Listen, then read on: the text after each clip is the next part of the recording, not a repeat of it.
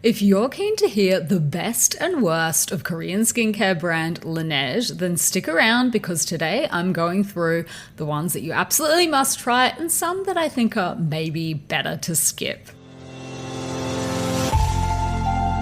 Hello and welcome to the Korean Beauty Show podcast. I'm your host, Lauren Lee, the founder of Style Story, where you can shop, learn, and explore the world of Korean skincare, and the founder of K-Beauty brand Jellyco. So welcome back to another week, and for this week I want to try something a little bit different, something maybe slightly controversial. It's essentially a new segment and I'm going to give it a test. You obviously feel free to come back with your feedback. If you absolutely hate it, we don't need to do it again. But I'm going to try and rate the best and the worst of some Korean skincare and different brands. Now this, I'm going to caveat from the get-go that I want this to be fun. Obviously all opinions are totally subjective. Like what works for one person's skin type is not necessarily going to work for the next person. And I also don't want you to be offended if one of your all-time favorite products is like on the wrong version of the list. Because I do have some hot takes sometimes that people don't necessarily agree with. And that's also because of my skin type, which is very, very reactive. It's very sensitive. I get acne. I have had acne all my life. I now also have rosacea. So I'm just one of those lucky people that has a hard time finding products. So I'm not going to base it entirely on my own opinions for that reason, that I just feel like that's just going to rule out too many products. Like honestly, we would not have a whole lot of stuff to talk about on this show if we were limited to just me and my very, very picky skin. So I think what I want to do is broaden it up a little bit. Thankfully, I don't just have to rely on my own opinion because I previously distributed and sold Laneige products and a whole lot of other brands for over 10 years. So I have a fairly good handle on what our customers used to love, what they liked about particular products, and maybe what they didn't like. So I'm going to broaden it open a little bit and talk about some of that feedback as well, if it's something that I don't think like entirely lines up with what I think. So that is my caveats. I'm just going to get them out of the way at the very beginning because I know that segments like this can make people really, really upset, especially if one of your favorite products, is called out. People are like, oh, how dare she? Or, I've seen how it goes down. So I don't want people to get, too hung up on it. It is supposed to be fun, but I'm going to go into like some personal experiences, things that I've seen over the years, products that sell, products that didn't sell so well, and also some things that I noticed in our time distributing them, if there were issues with the formulas or issues with packaging and stuff like that. That's what I'm going to cover as well. So if you do like the show, if you would like to support us, do not forget to like and subscribe to the podcast or follow along if you're on Apple Podcasts so that you don't miss the new episodes when they drop as well.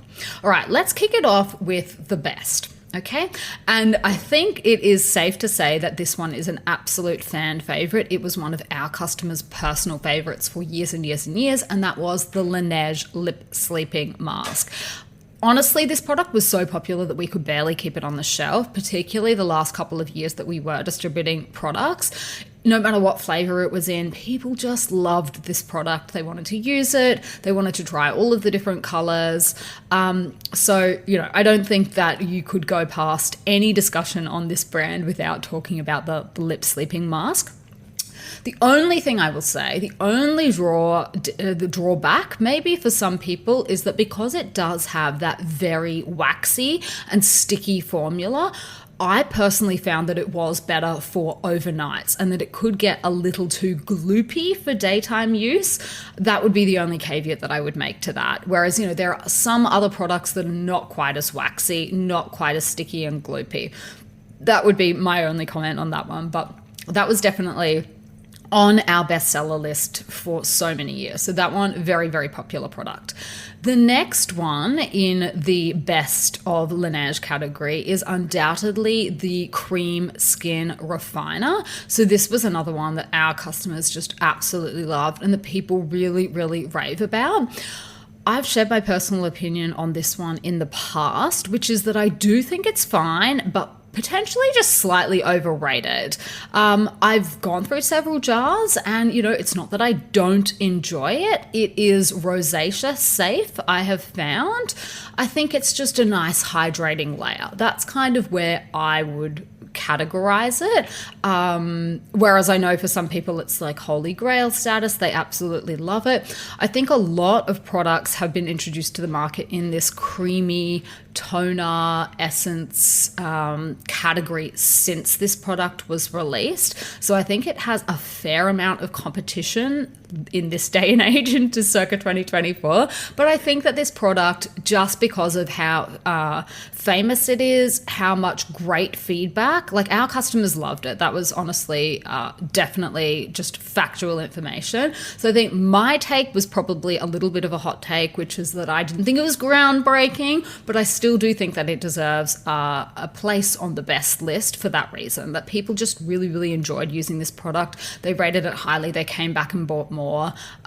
It was a popular product. It's a popular product, and I think that that's for a good reason. Now, they have changed the formula slightly over the years as well, which I know can be controversial. Some people have said, I don't know if it's as good as it used to be, but I still think that that product was, it's a product that a lot of people have tried to, a lot of brands certainly have tried to do their own version of. So I think that also speaks to the popularity of the product itself as well. Now, another one that is probably more my style that I think also belongs on the best list is the Laneige Glowy Makeup Serum. So this was another one that honestly our customers just loved for years on end. It's a classic Korean primer style. It's basically a primer in a serum bottle that incorporates a bit of glow as well as hydration, and it's designed to make your makeup really sort of glide on. It's gone through several iterations over the years. The bottle design, they've changed it slightly, but it also remains a staple in Laneige's collection, and I think that in itself is a testament to how popular and well loved this product actually is, particularly in K-Beauty. If something kind of sticks around for a very long time, that means it's a very, very popular product, because Korean brands do not tend to hold on to products that underperform, that aren't sort of really, really, at the top of the bestseller list. And this one has been around for a very long time when so many of their other products have disappeared. So I think that this definitely qualifies for the best of Laneige as well. So now I'm going to get to the section where I go through some of the ones that I don't necessarily rate. So keep your wigs on and let's just see how we go with this, but don't at me for any of these, please. All right, I'm going to start out with probably the most controversial, which is the Laneige Water Sleeping Mask. Now, don't get me wrong. I know that this is a bestseller of theirs. I know it's been around forever, and I kind of am going to contradict myself because it is globally popular. This is my honest personal opinion about it, and I've just never been able to really make this work for me. I've tried so many of the different iterations of it. It's just not sensitive skin friendly, I think, is the other thing. I don't really like the fragrance that it has, and I just don't enjoy using it. Was it a really good seller, and did a lot of our customers enjoy it? Yes, but I don't feel like we got the same rave reviews for this product as we have for others in their collection. I think a lot of people tried this product and purchased it, because it was so talked about, and one of the products that is really synonymous with the brand. But even the feedback that we got over the years, it wasn't one of those ones that everyone was just like, this is amazing. So I think it probably really depends, again, like on your skin type, what you're looking for in a product, other products you've tried, all of those kind of things that make skincare sort of so subjective. But this is a product that I've always just kind of thought, meh, like, yeah, okay. So look, bit of a hot take, but that one, no. Now, another one that I can honestly say that is just not a favorite of mine, and I don't think was a winner, is the Laneige Radiant C Cream. Personally, for me, obviously the combination of vitamin C and fragrance was just way too much for my skin. It was a bit of a breakout in a bottle kind of scenario. But it wasn't that popular among our customers either. Although the serum that was of the same line and the same name, that was. However, I would like to give a dishonorable mention to that serum because the amount of products that exploded and leaked in transit of that serum, honestly, was mind-blowing. I feel like the amount of people that were like asking for a refund or complaining that the product had exploded on the way to them, I feel like there was probably just as many people as ordered them. Like, it was really not a very stable formula. And we just had so many problems with them. Like, they would arrive to our warehouse and our warehouse would be like, guys, these are all exploded or leaking out the side. And then the ones that weren't leaking, by the time they got to the customers, they were leaking. Like, it was just not a great product from a distribution perspective. I don't know if maybe it worked better, on the shelf if it didn't have to move too far, but evidently shipping it internationally and then also, domestically, if the post people are, a little bit rough with it, it just did not work out. So those products and that line, not my favorite. Not my favorite. Now, another one, and this is going to be controversial because I know some people really, really like these, but the Laneige cushions, they've made so many over the years, and I've honestly just found the bulk of them to just be, again, like just average formulas for probably slightly above average pricing. So Amore Pacific is the head company of Laneige, and they make some really, really great cushion foundations. But I have honestly just found that the Laneige ones over the years have pretty consistently underperformed for me personally. Like, they are just not a product that I would ever go out and buy. And I've tried them, like I've given them a chance and I just don't love them. I don't love the way they sit a lot of the time. I've never found a formula that I've really been super impressed with. And, cushions in Korea itself is like, that is the most popular category of base makeup. So there are a lot of competitors on the market, so many products, so many brands. Cushions are the other kind of thing that tend to be they move really, really quickly. There seems to always be new products on the market. Like, one product will be released 1 year and by the next year we'll already have a new one, like 2 years maybe. Even for like the most popular of popular cushions, like if I think about the ones that I was using 5 years ago or 10 years ago, like they just don't exist anymore. But the Laneige ones over the years, I've just never found one that I'm like, this is it. So look, take that with a grain of salt. I think the thing about them is that they're accessible. They are widely accessible outside of Korea. And I think that's probably why they are, so well known overseas. But domestically in Korea, with how many other products there are on the market, they have just not been winners for me. So look, that's really probably a hot take. I'm not sure, but that's my take.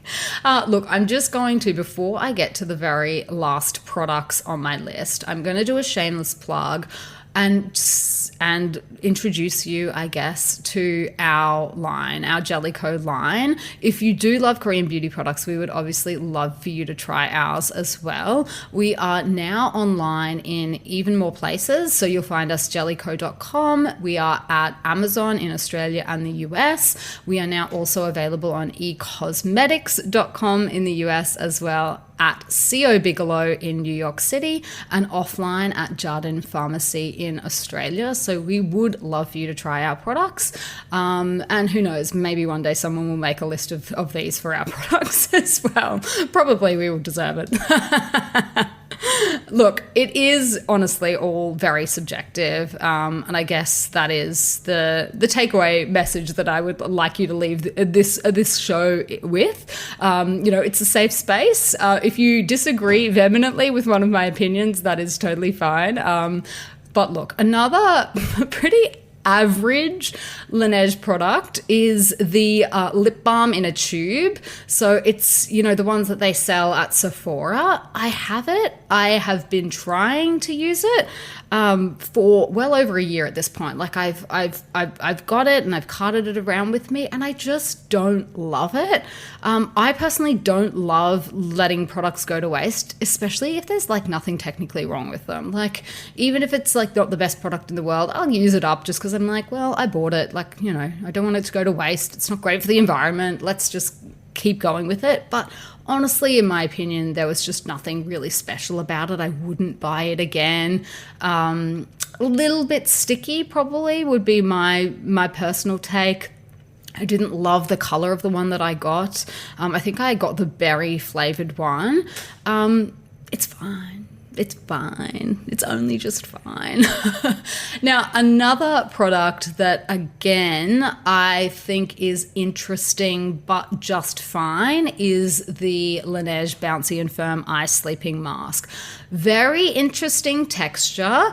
Love the packaging, but I think the effect that you are getting on your eyes with that product is largely to do with the sodium acrylates cross polymer, which is having a moment right now. It's not an uncommon skincare ingredient, but it is kind of popular at the moment, whether people realize it or not, because it's in the Biodance collagen masks. So they're the ones that turn from like a clear transparent sheet to white when you use it. And it basically, what this ingredient is, it forms a film over your skin when it dries, and that's what kind of gives you the glossy glass skin look that a lot of people like. So that's another one that I'm just like, okay, yeah, okay, I see what you've done here. Yeah.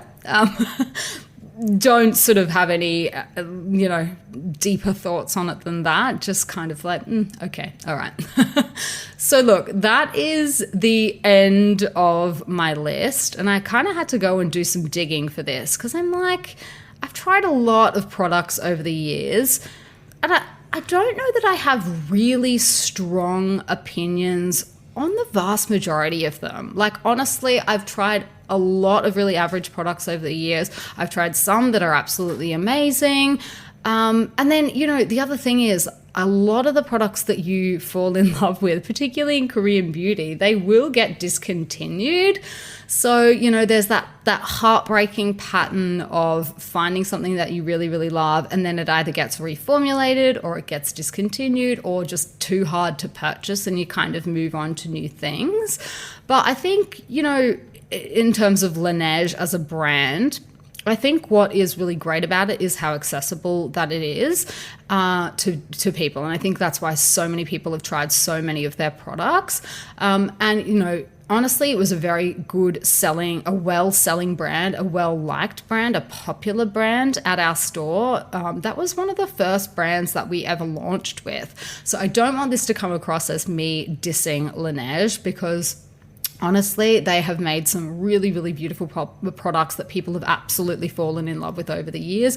But have there been some misses or some that I just personally don't really gel with? I'd say so. And I think, again, like I mentioned, issues with products exploding or, leaking in transit, that kind of thing is just annoying more than anything, because it's so heartbreaking. There's nothing worse than getting an email from a customer who has been really wanting to try something and then it arrives and it's like already no good.